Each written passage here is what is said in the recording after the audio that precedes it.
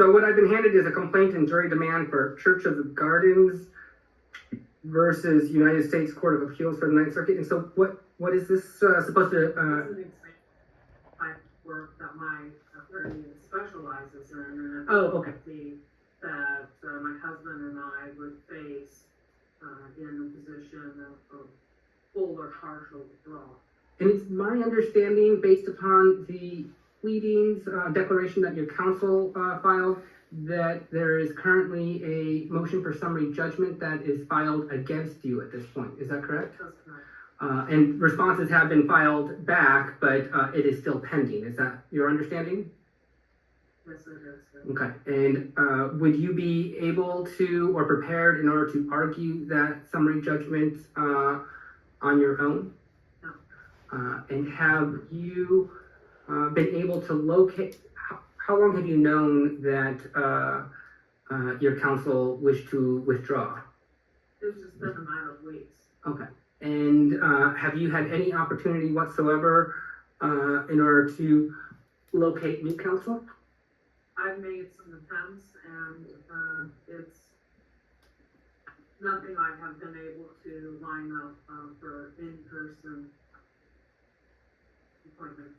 And just so you're aware, ma'am, the questions that I'm asking you, these are factors that I'm supposed to consider based upon the case of Kingdom versus Jackson, which is a citation of 78 Washington Act 154, 1995. And so that's why I'm asking you these questions. So it's been a matter of weeks. You've tried, has he had tried to locate any or refer you to any counsels? He knows of no one. Okay.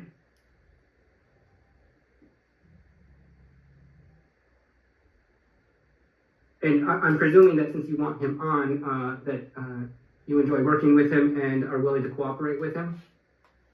Okay. And do you feel that you would be prejudiced in your case if he were to withdraw or go on limited representation at this time? Definitely.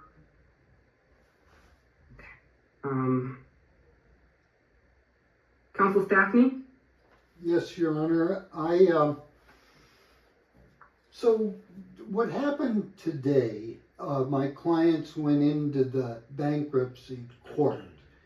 And, you know, it's impossible for me to competently represent the Bergerons, where both my clients and myself believe this court is corrupt.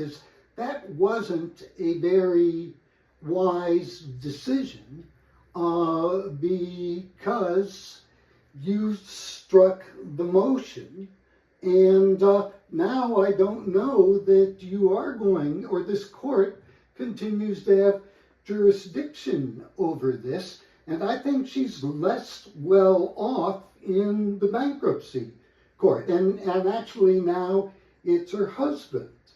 So where this particular court has become, so one could argue, obviously corrupt in that they won't allow people that have been injured by New Century Mortgage, which admits they destroyed these notes in 2006, to present that issue.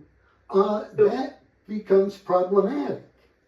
So your position is that this court is corrupt because the moving party did not confirm their motion in time? No, you have to read my declaration, and and you see that the clerk of this court did the exact same thing in the Larson case.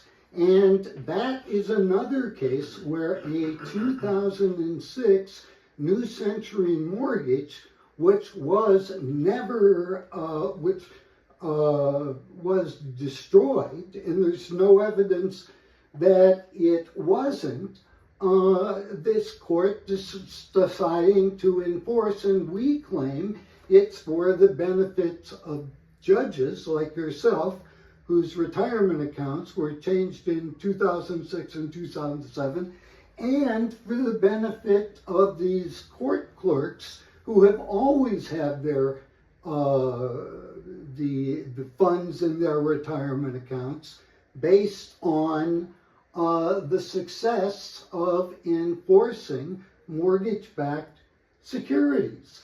And what I have asked for, and I think the appropriate way to handle this, is through an evidentiary hearing, which would consider these issues in determining whether I can withdraw. But while this specter of corruption hangs over this court, its judicial officers, and its employees, it's impossible for me to represent them. And I'm not, I haven't always been a very religious person, but I've become more so, and actually I've become born again to the point where I don't want, based on Jesus' admonition, to cast my pearls before swine that are then going to turn on me and my clients and rend us.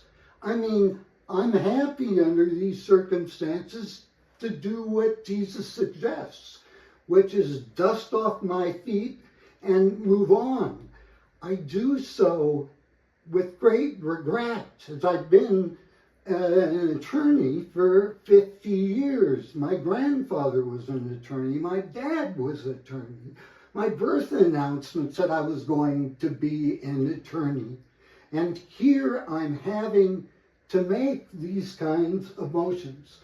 I'd like to make sure you consider the evidentiary hearing that I request, because it would allow this court and its judges and its clerks to address those claims of bias, which only have to be shown to appear to be biased through ways of an evidentiary hearing. Can I ask you a question, sir? Sure. And these are questions from the case law, and so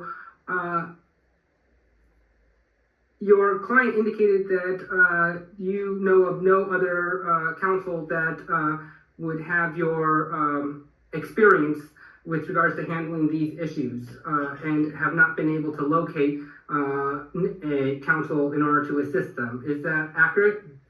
Yeah, and I think I testified to that in my declaration. And in any event, it certainly would be accurate with regard to the arguments I'm making, because most attorneys would be fearful of making them for the consequences to their livelihood. I'm not. I have gotten to the point where I decided that I need not to make money on cases like this, because at some point people are going to have to judge, because people are the ultimate judge.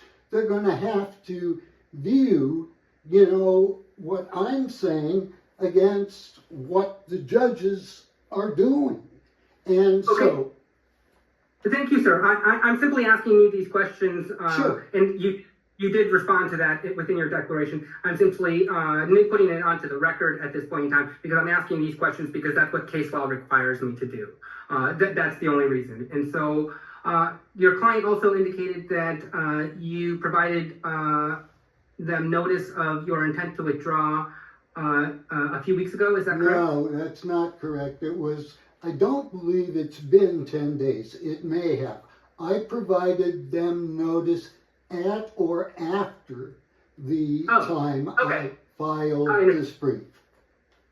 So when you filed that is when you... Yeah, and I'm not sure I gave them notice until after that. But yeah, I had talked with them, and I had advised them that their best course of action would be to oppose my withdrawal. Now, advising them as their attorney that that's a smart thing for them to do, even though it goes against my best interests, is something I'm supposed to do. I appreciate that, and then thank you for letting the court know that. And it looks like your notice of withdrawal was filed. I gotta go forward.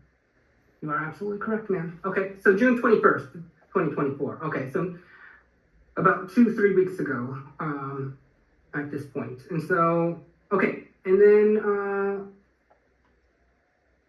has Mr. Stefne, has your client failed to pay any of your fees to this date? I don't charge fees. I work for the Church of the Gardens. Okay. And have you and your client been getting along and able to cooperate with each other? I don't know. I mean, I wouldn't have, I don't like the fact that she's in bankruptcy court, because I think she's in a worse court than she would be with you guys, even though, and I think as you can see from the filing I made against the Ninth Circuit Court of Appeals, I believe that so as a separation of powers, the issue, and as a federalism issue. I don't need to know about that case, sir. It's not about that case, it's about this case. I'm saying that those are the reasons I believe that I can't represent these folks, because the branches, so there's a separation of powers issue at the state level, where the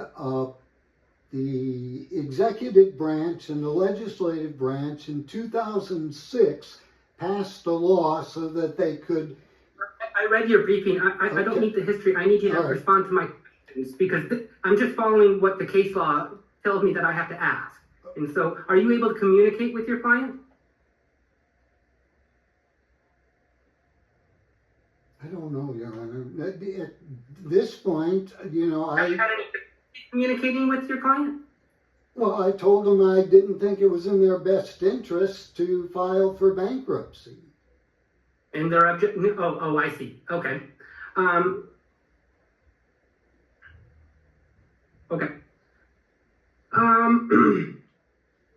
Well, those are the questions from the case of Kingdom versus Jackson. And I would ask one other thing, Your Honor. Oh, yeah. And this is asking on their behalf, and also on behalf of other clients I represent through Church of the Gardens. And that is that that this court referred to the prosecutor, Adeska's, and she's a member of the law staff of the opposing law firm, perjury, where she said she declared under penalty of perjury that she had mailed all the necessary stuff to me. I didn't get any mail. I did get an email, but it didn't include a copy of the motion or a copy of the supporting documents, and violated local rule 72A, B, and C. And again, it seems to me that if this court expects property owners to follow its rules, it should require banks to. And by banks, I mean commercial banks, investment banks, and shadow banks. And I believe that is incumbent upon this court to refer that matter on, and if it does not, it's a further indication of this court's bias in favor of these banking institutions. Okay, thank you, sir. And so, at this point, Mr.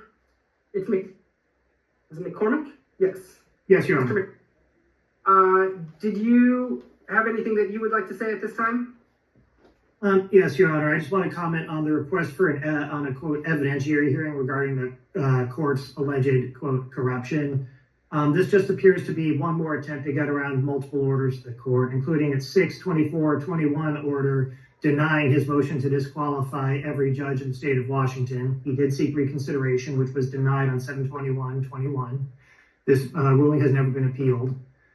There's also the order barring presentation of evidence on their affirmative defenses entered 8/23/2023 based on their serial defiance of discovery orders, and then the 12/26/23 order denying revision. So those are just some things that I think need to be addressed in light of the extremely overheated and hyperbolic rhetoric that has been thrown at the court and the parties today, including myself personally and my own assistant.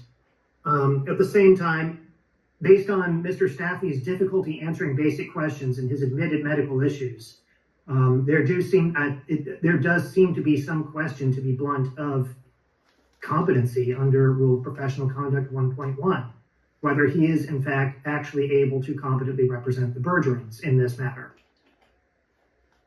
That being said, it is also very clearly and this isn't just a clear, assumption I am drawing. This is something he has proudly declared in his own declarations before the court and emails before me, that the reason his clients remain out of compliance with court orders is on his explicit advice. Understood. And so, with regards to that, there are avenues that can be pursued in order to enforce prior court orders, and I will leave it to counsel in order to address those issues if they so desire. The question before this court is whether or not withdrawal by counsel Stefne is authorized by the court, because CR 71 is the operative court rule here, specifically CR 71C in this instance, and subsection 4 of the effect of an objection. If a timely written objection is served, withdrawal may be obtained only by order of the court. And counsel Stefne did appropriately file a notice of intent to withdraw and follow the procedure with regards to that appropriately. And then a written objection was filed by opposing counsel, and that is why we are here today, because at this time, for counsel Stefne to be able to withdraw, a court order is required at this time. I had reviewed the Washington practice with regards to CR 71, specifically the June 2024 updated edition of that, in order to, and also printed and reviewed the operative case with regards to this, that being Kingdom versus Jackson. It's a Division II Court of Appeals case, and the citation specifically is 78 Washington App 154, and it's a 1995 case. And it has been cited numerous times as the controlling authority on this issue. Specifically, that case indicates that CR 71 defines the circumstances under which a withdrawal might be denied by the court. They indicated that withdrawal is a matter addressed to the discretion of the trial courts. The trial court should consider all pertinent factors, and then they go through a list of questions, which are the questions that I have asked both your client as well as yourself, sir, here today, in order to try to establish what is necessarily going on and whether or not there would be prejudice to your client at this time. And generally speaking, when withdrawal is sought by a retained attorney in a civil case, the court indicates that it generally should be allowed, and goes on to say that approval by the court should be rarely withheld, and then only upon a determination that to grant said request would interfere with the efficient and proper functioning of the court. Citing other cases, the Kingdom case indicates that abuse of discretion to deny withdrawal in absence of material adverse effect on client's interests, that it's also an abuse of discretion to deny withdrawal in civil action at non-critical stage of the proceedings. Also indicates that there's no abuse of discretion to grant withdrawal where attorney gave reasonable notice to the client.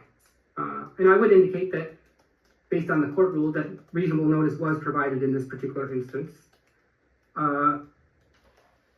at least according to the rules of the court rule. Even though withdrawal generally should be allowed, it can be denied if specific articulable circumstances warrant that result. The court goes on to state that withdrawal can be denied where it would delay trial and jeopardize clients' prospects for indemnity from arguably insolvent insurer. And so in that particular case, the attorney had notified his client of his intent in order to withdraw 17 months before trial, and offered assistance in finding a new attorney, and he referred the case to other attorneys for evaluation. He also sent formal notice of withdrawal to only after the client had failed to act for 8 months, and while trial was still more than 8 months in the future. And so the court determined that the client had every opportunity to seek new counsel, and given those facts present there, allowed or indicated that the trial court abused its discretion by refusing to grant an unconditional order of withdrawal, and that the attorney should have been able to withdraw in that instance. Here, I would also note that CR nowhere within the authorities that I was looking at did the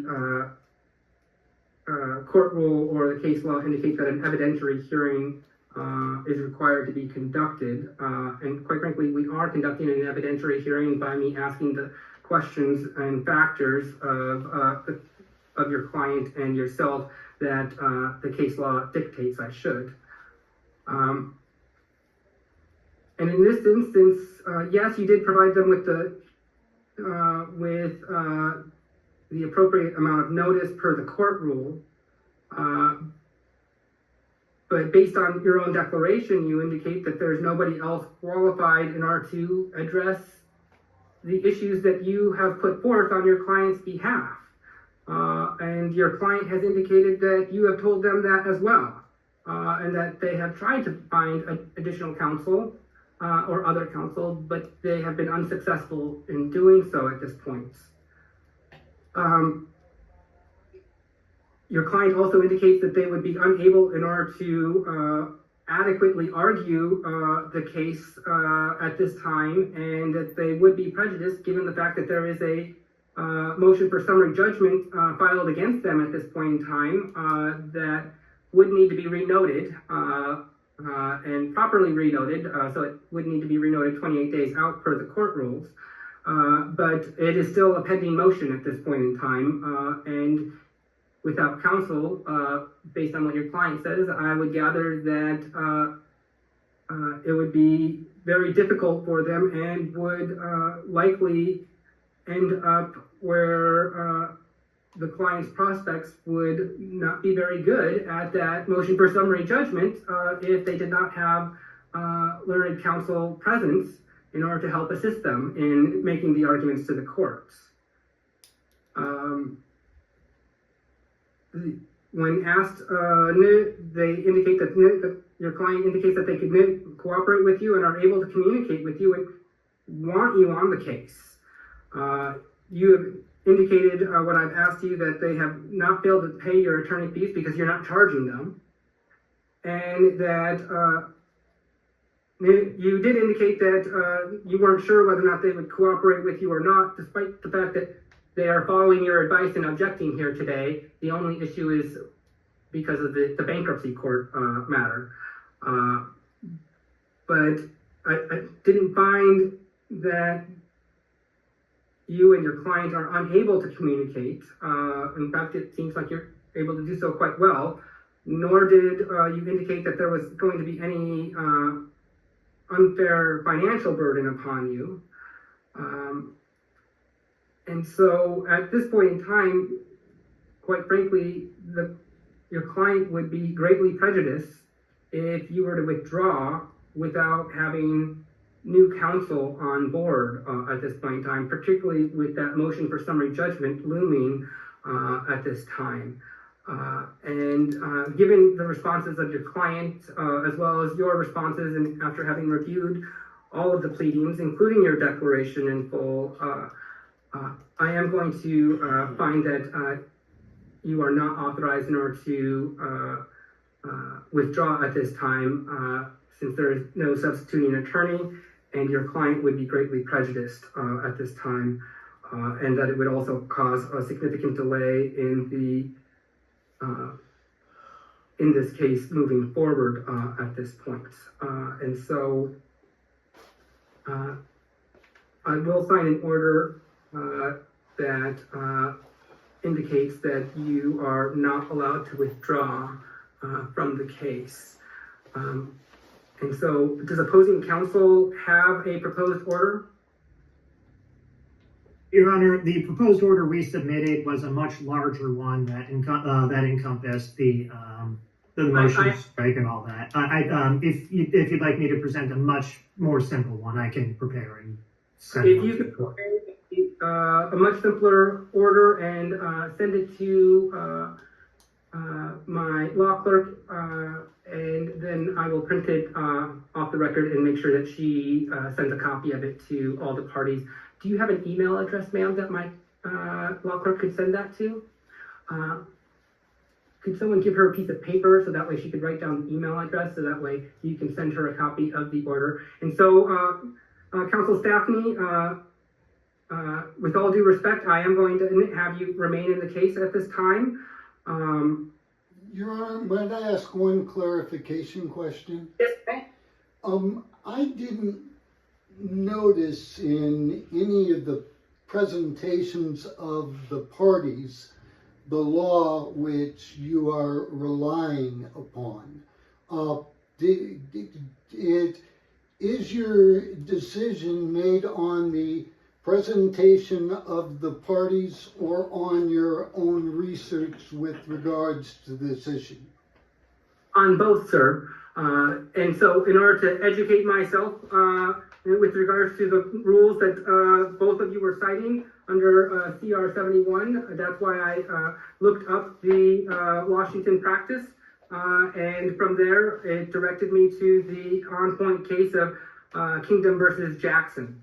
And then I reviewed that and learned that there was the specific factors that are required by the court in order to ask. And so I relied upon not only all of your pleadings, opposing counsel's pleadings, as well as the responses of your client here today. And your own research. It sounds like. That's what I said, yes. Okay. Thank you, Your Honor. You're welcome. Anything else? Yes, Your Honor. Two housekeeping matters. In light, I had confirmed that Thomas Bergeron did in fact file and actually the name's been said so many times today and I've failed to keep track of whether it's a hard G or a soft G. I apologize. But I did confirm that he did in fact file a Chapter 13 bankruptcy this morning. So regardless of the issues with the renoted motion for summary judgment, that's going to have to be stricken as well until the case is dismissed or relief from stay is entered. Just to tie up that one little issue from. Well, that matter unfortunately was not before the court here today because of the confirmation issue, and so and thank you for the clarification with regards to that. The other matter that is on here today, Mr. McCormick, is I received the calendar note and the joint motion by the certain parties associated with this case to foreclose interest and dismiss certain defendants from the case. That was the other one. Yep. And it appears that it was a joint motion, and the parties that are a party to this dismissal have signed with their approval. And I have this working copy order here. Is this the one that you wish for me to sign? Your Honor, I was talking with Mr. Pierce this morning while we were while the rest of the docket was going through. And we both believe that because of the bankruptcy filing, that cannot proceed today as well. We'll need to be renoted again. Yes. Oh, I understand. Okay, so we are going to simply strike that matter then, is that correct? Yes, please. Please and thank you. And I'm going to guess that Tom VP on Zoom is the Mr. Pierce that you're referring to? Yes, Your Honor. Okay, and is that your understanding as well, that we're going to go ahead and strike the joint motion with regards to the order foreclosing interest and dismissing defendants for the reasons that Councilman McCormick mentioned? Yes, agreed. Bankruptcy stay should prevent this from being properly before the court. Understood. Then that matter is stricken as well, and so the only matter that was before the court was the withdrawal issue, which has been addressed, and a copy of the order will be sent to all parties. Thank you. And that will conclude the calendar. Thank you very much. Have a good day, everyone. Thank you. That one. Great. What just happened is, notwithstanding there was a bankruptcy filing, the court went ahead and did say that the motion had been stricken. That we'll see what happens with regard to whether the judge requests the Snohomish County prosecutor to look into the perjury by that law firm. My experience is it won't happen. And that's one of the reasons why I don't want to be in these cases, because, the judicial corruption in this country is palpable. And if you're an attorney that cares about the system, it's hard to ignore.